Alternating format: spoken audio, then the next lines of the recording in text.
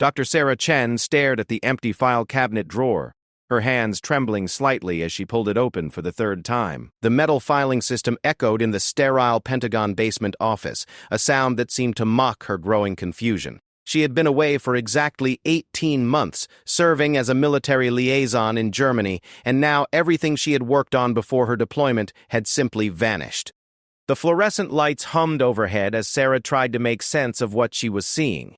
Her research on military contractor spending patterns, months of meticulous documentation about suspicious financial flows between the Pentagon and private defense companies, had disappeared without a trace. The files that had once filled 3 entire drawers were gone, leaving behind only empty hanging folders with faded labels that bore her neat handwriting. Sarah had joined the Pentagon's Financial Oversight Division 5 years earlier, fresh from completing her doctorate in forensic accounting at MIT. Her specialty was following money trails that others couldn't see, finding patterns in the chaos of government spending that revealed fraud, waste, and corruption.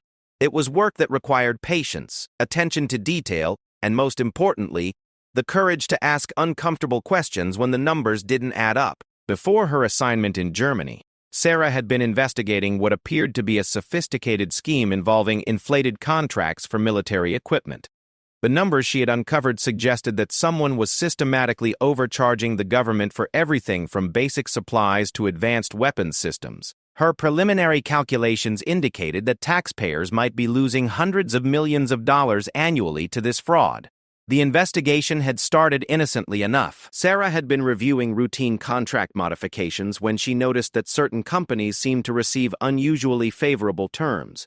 Their bids were consistently higher than competitors, yet they won contracts repeatedly. When she dug deeper, she discovered a web of relationships between Pentagon procurement officers and these same companies that raised serious questions about the integrity of the bidding process. Her supervisor at the time, Colonel Marcus Webb, had initially encouraged her work. He had even provided her with additional resources and access to classified spending databases. Sarah remembered how excited she had been when Colonel Webb told her that her findings could lead to significant reforms in military procurement. She had worked late nights and weekends building what she believed was an airtight case against several major defense contractors.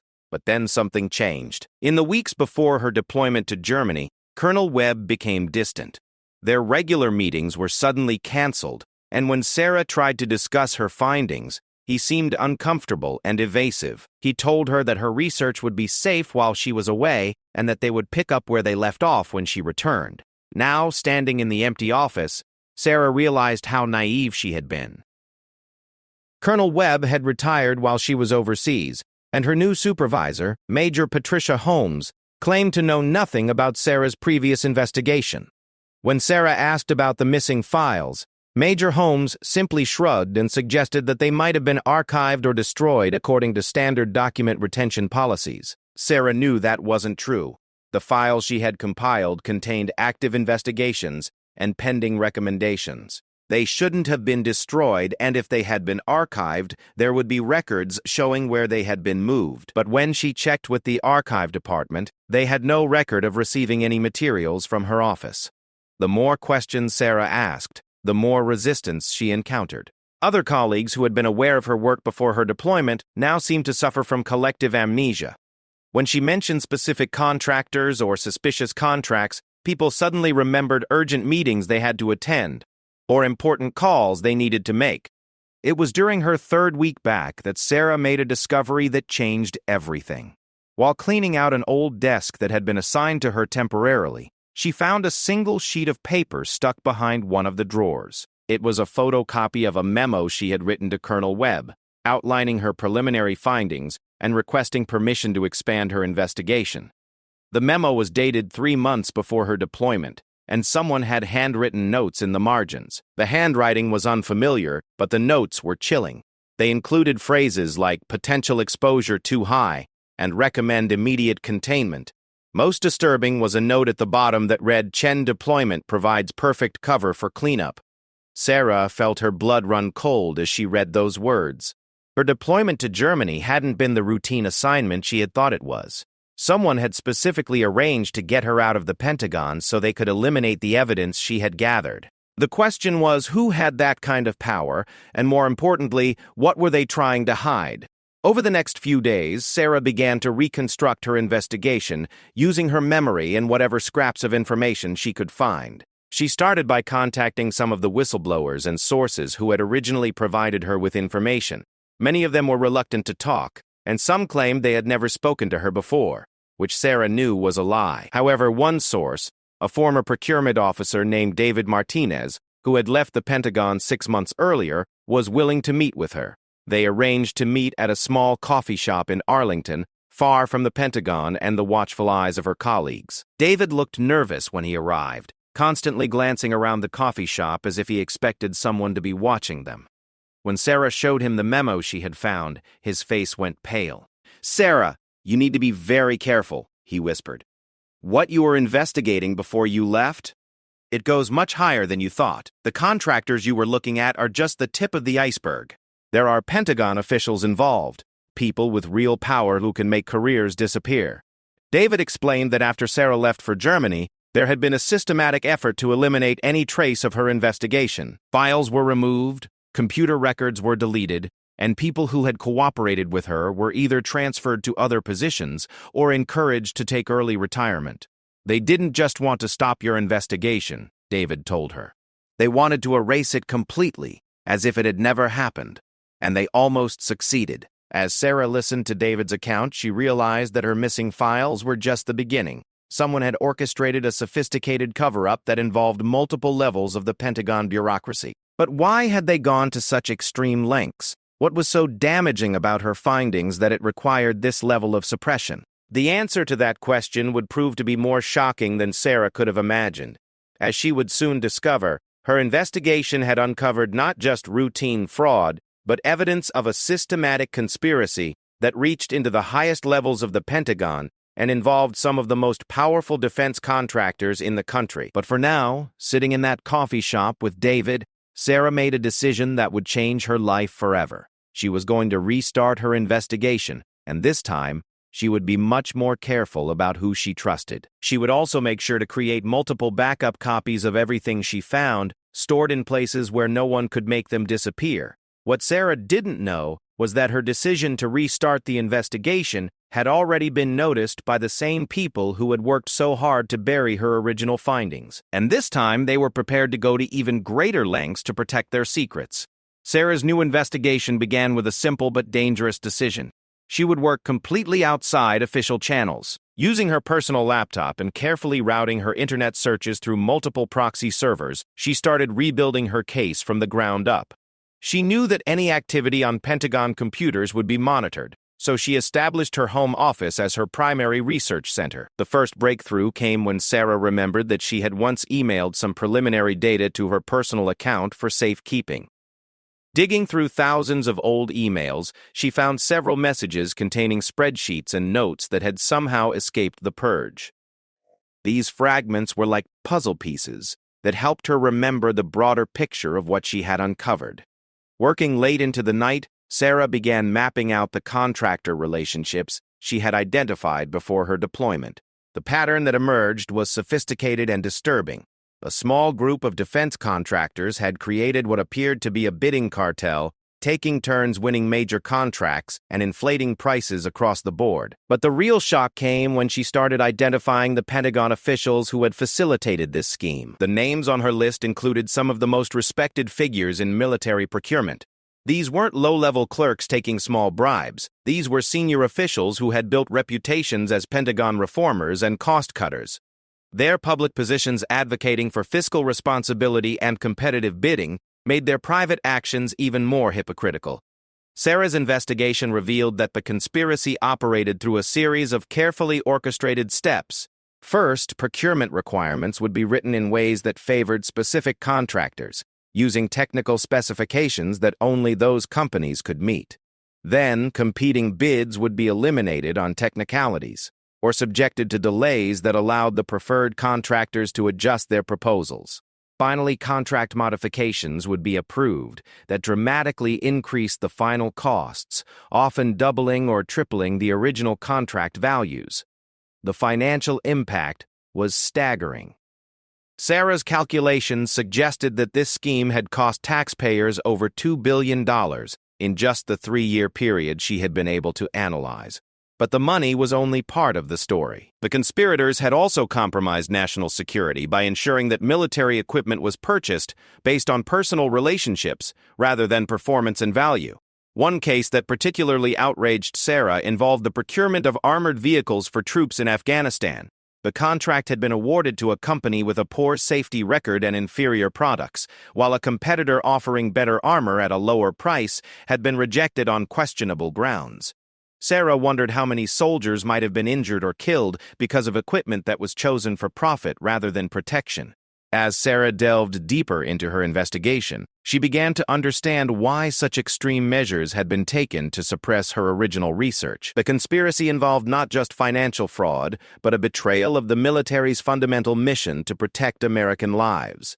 The people responsible had put their personal enrichment ahead of the safety of the soldiers who depended on them for proper equipment. But Sarah's investigation also revealed something even more disturbing. The cover-up of her original research had involved the same network of officials who were part of the procurement conspiracy. They hadn't just been protecting themselves from fraud charges, they had been protecting a systematic corruption of the military procurement process that touched virtually every major defense contract. To build a case strong enough to overcome the powerful forces arrayed against her, Sarah knew she needed more than financial records and suspicious patterns. She needed witnesses, and that meant convincing people to risk their careers and possibly their freedom to tell the truth. Her first potential witness was Elena Rodriguez, a contract specialist who had worked on several of the suspicious procurements. Sarah approached Elena carefully, meeting her at a gym where they could talk while exercising, making their conversation appear casual to any observers. Elena was initially reluctant to talk, but when Sarah showed her some of the documentation she had recovered, Elena's resistance began to crumble. She confirmed many of Sarah's suspicions and provided details about how the bidding process had been manipulated. More importantly, Elena revealed that she had kept copies of emails and memos that documented the conspiracy. "I always knew something wasn't right," Elena told Sarah as they walked on adjacent treadmills. "But I also knew that asking too many questions would end my career. These people have connections everywhere. They can make you disappear from the Pentagon without leaving a trace." Elena's revelation about keeping documents was crucial, but it also highlighted the personal risks that witnesses faced. She had violated Pentagon policy by retaining classified materials, which meant that coming forward would expose her to criminal prosecution. It would take tremendous courage for her to testify, and Sarah wasn't sure she could ask someone to take that risk. Sarah's next potential witness presented an even greater challenge. General Robert Patterson had been the senior military officer overseeing procurement during the period when most of the fraud had occurred. Sarah had evidence suggesting that General Patterson had been aware of the irregularities but had chosen to look the other way in exchange for promises of lucrative employment with defense contractors after his retirement. Approaching a general, even a retired one, required careful planning. Sarah knew that General Patterson would never agree to meet with her directly, and any attempt to contact him through official channels would likely alert the same people who had suppressed her original investigation. The solution came from an unexpected source. Sarah discovered that General Patterson's daughter, Amy, worked as a journalist for a major newspaper. Amy had built her career covering military issues and had developed a reputation for tough, independent reporting. Sarah decided to approach Amy, hoping that she might be able to convince her father to cooperate with the investigation. Meeting with Amy Patterson was both encouraging and terrifying. Amy was clearly intelligent and committed to uncovering the truth, but she also warned Sarah about the dangers of taking on such powerful adversaries. "You're talking about people who have spent their entire careers building networks of influence and protection," Amy told her. "They have friends in Congress, in the media, and in law enforcement. If they feel truly threatened, there's no limit to what they might do to protect themselves." Amy's warning proved to be prophetic. Within days of their meeting, Sarah began to notice signs that she was being watched. Cars that followed her home from work. People who seemed to show up wherever she went. Phone calls that disconnected when she answered. The message was clear. Someone knew about her investigation and wanted her to stop. The psychological pressure was intense. Sarah found herself constantly looking over her shoulder, wondering if every colleague was a potential spy, questioning whether her phone calls and emails were being monitored. The paranoia began to affect her work performance and her personal relationships. But rather than intimidate Sarah into backing down, the surveillance convinced her that she was on the right track. If powerful people were willing to go to such lengths to monitor her, it meant that her investigation posed a genuine threat to them.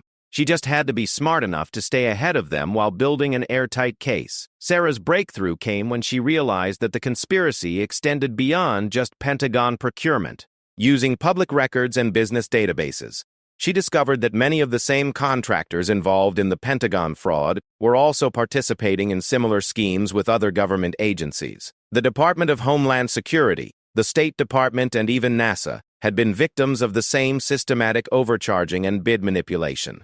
This revelation transformed Sarah's investigation from a Pentagon internal matter into a government-wide conspiracy. The financial losses were potentially in the tens of billions of dollars, making it one of the largest fraud cases in American history. But it also meant that the cover-up involved officials across multiple agencies, making it even more dangerous for anyone who tried to expose the truth. As Sarah prepared to take her findings to the next level, she knew that she was crossing a point of no return. Once she went public with her allegations, there would be no going back to her quiet life as a Pentagon accountant. She would become a target for some of the most powerful people in Washington, people who had already demonstrated their willingness to destroy careers and suppress evidence to protect their secrets. But Sarah also knew that she had no choice. The evidence she had uncovered revealed a betrayal of the public trust that went to the very heart of American democracy. If she remained silent, the corruption would continue, costing taxpayers billions of dollars and potentially endangering the lives of military personnel who depended on honest procurement decisions. The question was how to go public in a way that would protect both herself and her evidence from the same forces that had suppressed her original investigation. Sarah would need allies, and she would need them to be people who couldn't be intimidated or bought off by the conspiracy she was trying to expose. Sarah's strategy for going public required careful orchestration and uptaking the rescue of the Sentis and Main Street of statutes. Just add some benefits to the system of making wrongdoing applications of the damned industry. Instead, she would need to create multiple pressure points simultaneously, making it impossible for the conspiracy to suppress all of her revelations at once.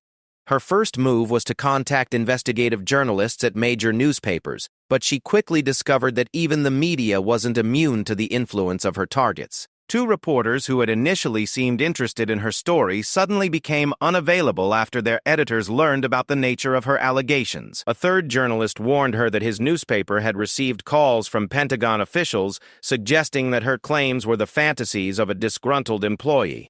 The resistance from traditional media sources forced Sarah to think creatively about how to get her story out. She began reaching out to independent journalists and bloggers who specialized in government accountability issues. These smaller outlets might not have the same reach as major newspapers, but they also weren't subject to the same political and financial pressures that could influence coverage. One independent journalist, Marcus Webb, proved to be particularly valuable. Webb had spent years investigating defense contractor fraud and had built a reputation for careful, well-documented reporting that couldn't be easily dismissed. When Sarah contacted him with her evidence, he immediately understood the significance of what she had uncovered. "This isn't just fraud," Webb told her during their first meeting at a secure location outside Washington. "This is a systematic corruption of the entire defense procurement system. If your evidence is accurate, it means that virtually every major defense contract over the past 5 years needs to be re-examined." Webb's expertise proved invaluable in helping Sarah understand the broader implications of her findings. He showed her how the contractor relationships she had identified connected to other suspicious patterns he had been investigating independently. Together, they began to build a comprehensive picture of how the conspiracy operated across multiple agencies and contractors. But Webb also warned Sarah about the personal risks she faced by going public with her allegations. He had investigated similar cases in the past and had seen how whistleblowers were targeted for retaliation, their careers destroyed and their personal lives disrupted by people seeking to discredit them. "You need to understand that once this story breaks, your life is going to change forever," Webb told her. "These people won't just try to discredit your evidence. They'll try to destroy your credibility as a person. They'll investigate every aspect of your background looking for anything they can use against you. Webb's warning proved to be accurate sooner than either of them expected. Within a week of their first meeting, Sarah began to experience what could only be described as a systematic harassment campaign. Her security clearance was suspended pending a review of her reliability and trustworthiness. Her supervisor questioned her about her work schedule and demanded detailed explanations for any time spent away from her desk. Most disturbing, she received anonymous phone calls warning her to mind her own business and remember what happened to people who ask too many questions. The pressure campaign was clearly designed to force Sarah to back down before her story could gain traction, but it also provided additional evidence of the conspiracy she was trying to expose. The speed and coordination of the response to her investigation suggested that powerful people were monitoring her activities and were prepared to take extreme measures to protect themselves. Sarah's resolve was strengthened by the arrival of an unexpected ally. Amy Patterson, the journalist daughter of General Patterson, contacted her with important information. Amy had confronted her father about Sarah's allegations, and while he had initially denied any wrongdoing, he had eventually admitted that he had been aware of irregularities in the procurement process, but had felt powerless to stop them. "My father is a career military officer who spent his entire adult life serving his country," Amy told Sarah. "The idea that his legacy might be tainted by association with this corruption is eating away at him. I think he's ready to tell the truth, but he needs guarantees that his cooperation won't result in prosecution." General Patterson's potential testimony would be crucial to Sarah's case. As the senior military officer who had overseen procurement during the height of the conspiracy, his confirmation of the allegations would be impossible to dismiss as the fantasies of a disgruntled employee. But securing his cooperation would require negotiating with federal prosecutors, which meant that Sarah's investigation was about to enter a new phase. The decision to involve law enforcement was both necessary and dangerous. On one hand, Sarah needed the protection and resources that only a federal investigation could provide. On the other hand, she had to trust that the prosecutors assigned to the case wouldn't be subject to the same influences that had corrupted other institutions. Sarah's first contact with federal law enforcement came through the FBI's Public Corruption Unit. Agent Jennifer Morrison had built her career investigating government fraud and had a reputation for independence and integrity that made her an ideal choice for handling such a sensitive case. When Sarah presented her evidence to Agent Morrison, the response was immediate and decisive. "We've been aware of irregularities in defense procurement for some time," Agent Morrison told her. "But we've never had someone with your level of access and documentation come forward. If your evidence is as comprehensive as it appears, we're looking at one of the largest corruption cases in Pentagon history." Agent Morrison's confirmation that the FBI had been investigating similar issues was both reassuring and concerning. It was good to know that law enforcement was already aware of the problems Sarah had identified, but it was troubling that the corruption had apparently been ongoing despite FBI attention. The explanation came when Agent Morrison described the challenges of investigating corruption within the defense establishment. The same security classifications that protected legitimate national security information also made it difficult for investigators to access the records they needed to build cases. Moreover, the close relationships between Pentagon officials and defense contractors created a culture where questionable practices were often overlooked or rationalized as necessary for national defense. "What makes your evidence so valuable," Agent Morrison explained, "is that you had legitimate access to the financial records and procurement documents that we've been trying to obtain through subpoenas. Your analysis provides the roadmap we need to build a comprehensive case." Working with the FBI provided Sarah with both protection and resources, but it also meant that her investigation was no longer entirely under her control. Federal prosecutors would make the decisions about who to charge and what evidence to present, based on their assessment of what they could prove in court, rather than the broader implications of the corruption Sarah had uncovered.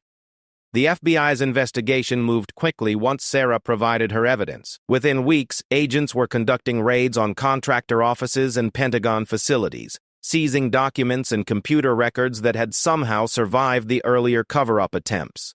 The scope of the investigation expanded as new evidence revealed additional participants in the conspiracy. But the law enforcement investigation also triggered an escalation in the harassment campaign against Sarah.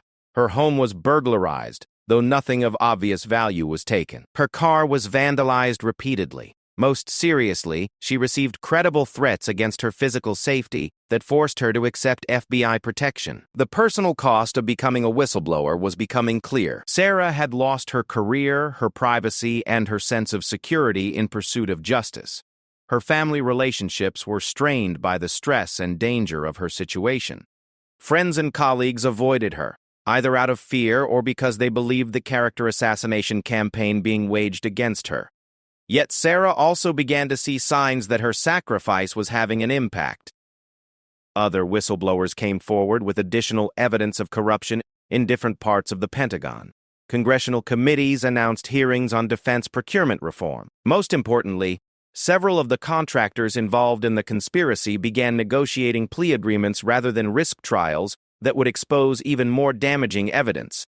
The momentum building behind Sarah's case suggested that the truth would finally emerge, despite the powerful forces arrayed against it. But the final phase of her battle would prove to be the most difficult, as the conspiracy's participants made one last desperate attempt to protect themselves by completely destroying her credibility and possibly her life. As Sarah prepared for the ultimate test of her courage and determination, she reflected on the journey that had brought her to this point. What had started as a routine financial investigation had revealed a cancer at the heart of American defense procurement. The question now was whether the truth would be enough to overcome the power and influence of those who had profited from betraying the public trust. The final confrontation began when Sarah was summoned to testify before a closed session of the House Defense Appropriations Subcommittee. This was the moment she had been working toward for months, the opportunity to present her evidence to the lawmakers who had the power to demand accountability and implement reforms. But it was also the moment when her enemies would make their most desperate attempt to discredit her. Sarah arrived at the Capitol building under FBI protection, knowing that her testimony could trigger arrests and prosecutions that would destroy careers and potentially result in prison sentences for some of the most powerful people in the defense establishment. The weight of that responsibility was almost overwhelming, but she was sustained by the knowledge that her evidence was rock solid and her motivations were pure. The committee hearing room was packed with congressional staff, Pentagon officials, and defense industry representatives. Sarah could feel the hostile stares as she made her way to the witness table, knowing that many of the people in the room had a personal stake in discrediting her testimony. Committee Chairman Robert Taylor opened the hearing by acknowledging the serious nature of the allegations and promising a thorough investigation. But even his opening statement contained subtle suggestions that Sarah might be a disgruntled employee with personal motivations for attacking the Pentagon. The character assassination campaign had clearly reached even the highest levels of Congress. Sarah's testimony lasted for over 4 hours, during which she methodically presented her evidence of the procurement conspiracy. She described the systematic manipulation of bidding processes, the inflated contracts that had cost taxpayers billions of dollars, and the network of relationships between Pentagon officials and defense contractors that had made the fraud possible. The most dramatic moment came when Sarah presented documents showing that the same officials who had suppressed her original investigation were directly involved in the procurement fraud she had uncovered. The evidence revealed that the cover-up hadn't been designed just to protect the conspirators from exposure, but to allow them to continue their fraudulent activities while she was safely deployed overseas. But Sarah's enemies had prepared their own dramatic moment. In the middle of her testimony, Pentagon General Counsel Elizabeth Matthews requested permission to present evidence that called into question Sarah's credibility and mental stability. Matthews claimed that Sarah had a history of making unfounded allegations against her supervisors and had been recommended for psychological evaluation before her deployment to Germany. The allegations were clearly fabricated, part of the character assassination campaign that had been building for months. But they were presented with official Pentagon documentation that made them appear credible to lawmakers who didn't understand how easily such records could be manufactured after the fact. Sarah felt her heart sink as she watched committee members begin to look at her with suspicion rather than respect.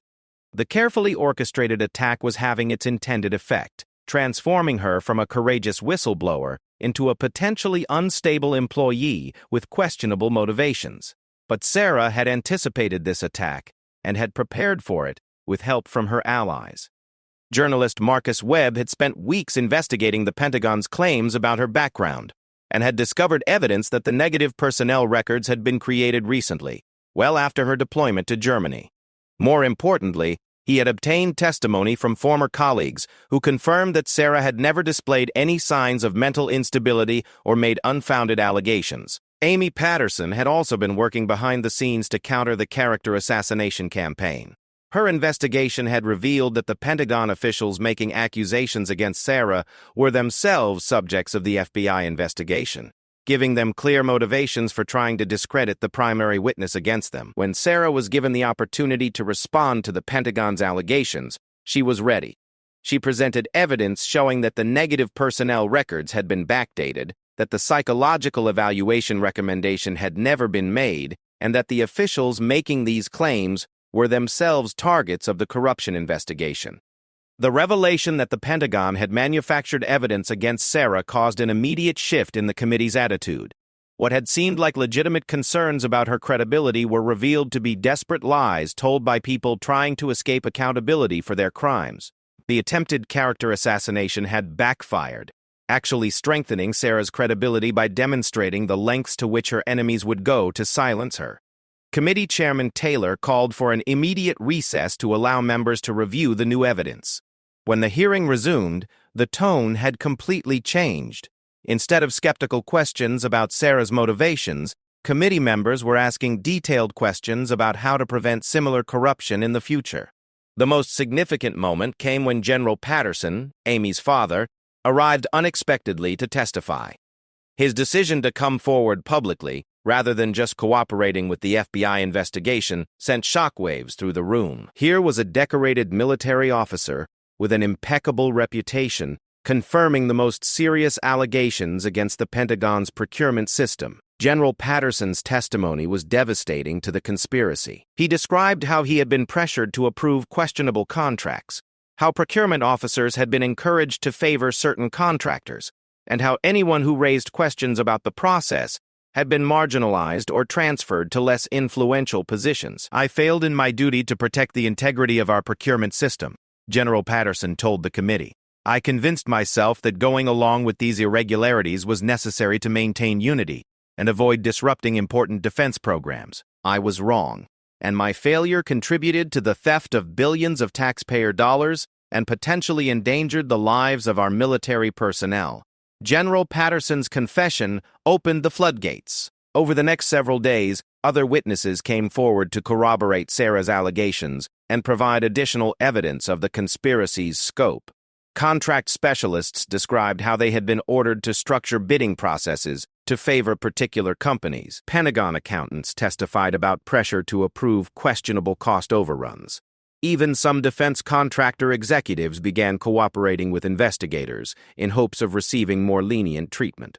The FBI investigation that had started with Sarah's evidence expanded into a massive probe that ultimately resulted in over 30 indictments. The conspirators included senior Pentagon officials, defense contractor executives, and even some members of Congress who had received campaign contributions in exchange for supporting questionable appropriations. The financial recovery from the investigation was substantial. Plea agreements and civil settlements ultimately returned over $4 billion to the Treasury, money that was redirected to improving military equipment and veteran benefits. But the real victory was the systematic reform of defense procurement procedures that made future conspiracies much more difficult to organize and conceal.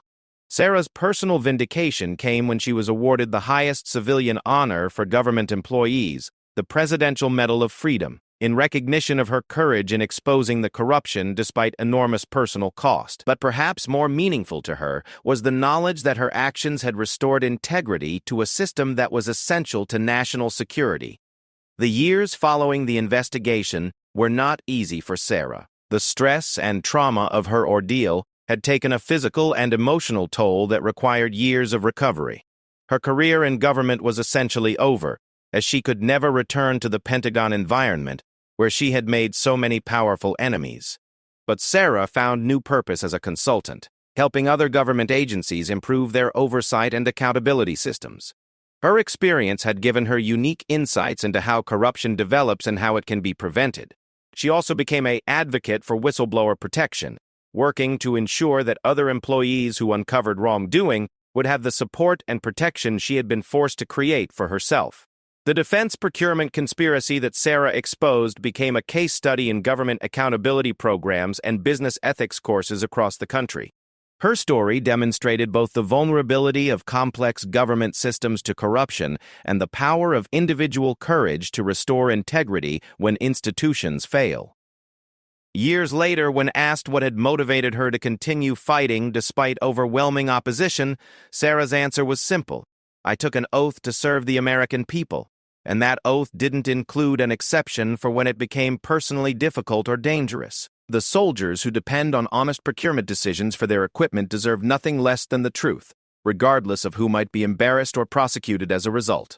Sarah's investigation had proven that even the most powerful conspiracies could be defeated by one person with access to the truth and the courage to act on it. Her story became a reminder that democracy depends on individuals who are willing to sacrifice their personal comfort and security to protect the public interest, and that such courage, while rare, is ultimately more powerful than any attempt to suppress it. The massive Pentagon secret had finally been exposed, not through official investigations or media revelations, but through the determination of one accountant who refused to let the truth stay buried. In the end, Sarah's victory was not just personal vindication, but a restoration of faith in the principle that in a democracy, the truth will ultimately prevail over even the most sophisticated attempts to conceal it.